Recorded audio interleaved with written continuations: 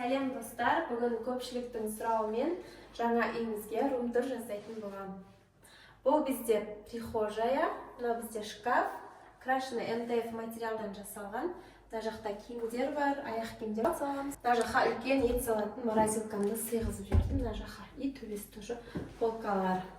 Мына жақта үлкен айна, тапа-талка. Сосын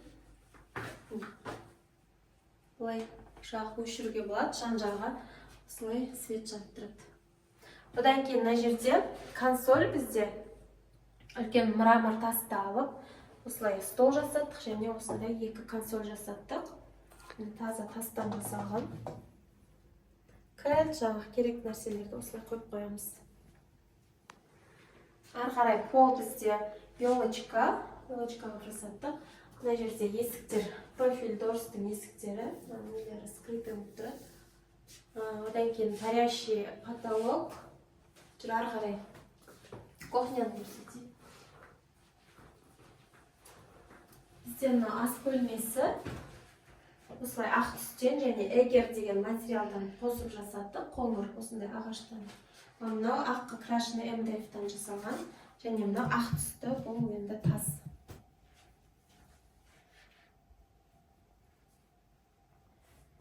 Меди деген фирманың осындай печкасы, газовый печ, микроволновка және осындай печкасын алдық.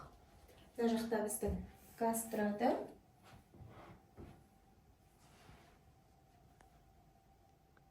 Мына жақта холодильник, мына жақта түсіп жүр, мынау телевизор, музыка тыңдаймын, тамағымызды істер. Іші жанып тұрады подсветкамен. Мен түсіріп жүр. Тұшылатын жерім. Раковинадан түсіріп жүр. Фильтр бар. Күнделікті ас ішкенге ыңғайлығы осындай қоңыр түсте стол стульяны таңдап алдық. Ары қарай кеттік. Бұл жерде балалардың жатын бөлмесі, спальнясы. Барлығын өзіміз жасаттық, дизайн өзіміз сыздық. Осындай ағаштан жасалған. Светильниктары барлығын көрсетемін жақын. Қазіргі заманауи стильдегі ремонт. Балдардың полкалары екі ұлдың мектепке қажетті кітаптарын қойып қояды. Мына жерде сабақтарын оқиды. Осылай перделерді айтпақ болғанын. Перделердің барлығын лен материалдан жасаттым. Тюлі да сыртындағы ішіндегісі барлық партиясы да тоже леннен жасалған. Жапқан кезде көрінбейді. Ол жағында қалың материалдан жасалған. Шкафты түсіріп жүр, киім қоятын. Крашеный МДФ-тан жасалған, әдемі ақшыл көк сұр түсте жасалған.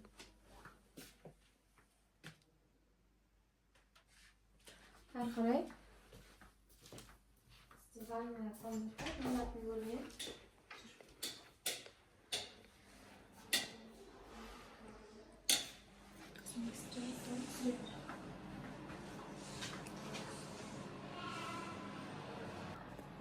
Бұл бізде ванная комната. Тоже крашеный МДФ материалдан жасалған. Осындай әдемі түсте. Осындай.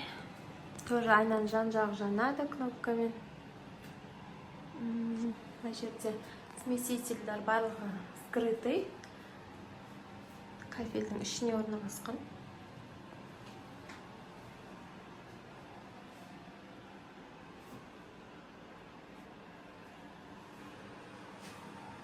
Осындай әдемі ыңғайлы бөлме. Сіздерге ұнап жатса, лайк басуды ұмытпаңыздар.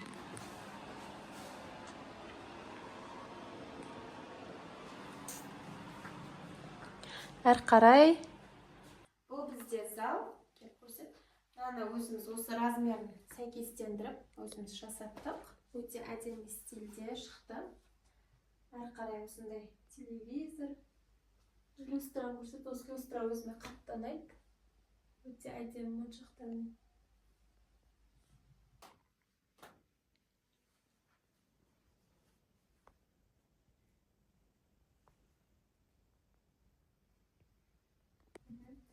Сосын мынау бізде мраморный стол. Өте ауыр, мынаны 12 адам ба 15 адам ба кіргізді ғой. Ауыр тастан жасалған. Осындай үлкен мрамор тасталдықта стол жасаттық. Одан кейін консоль, екі консоль жасаттық қой. Кіреберіс жерде біреу испанияда, біреу арқасы көрсетеді. Осындай әдемі қонақ бөлме. Мен өзім қонақ күткен жақсы көремін. Осы жерде күтеміз. Перделерді де осындай алтын түсте, золотистой түсте жасаттық. Әдемі. Өте нежный, күшті көрінеді.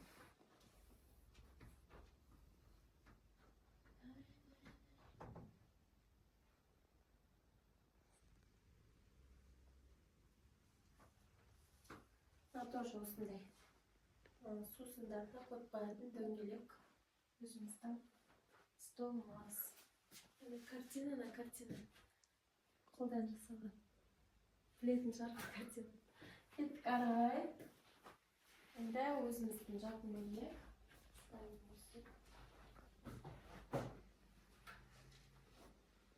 Жаңа айтқан консоль, мен боянатын жерім. Жерге ой-бой тұрмағанда бояна берем. Тоже міне айнасы жанып. Мынау да жаңағыдай осындай қара рамкасымен жасаттым мені. Перде тоже лен материалмен жасалған. Еще портьесі де и тюль де.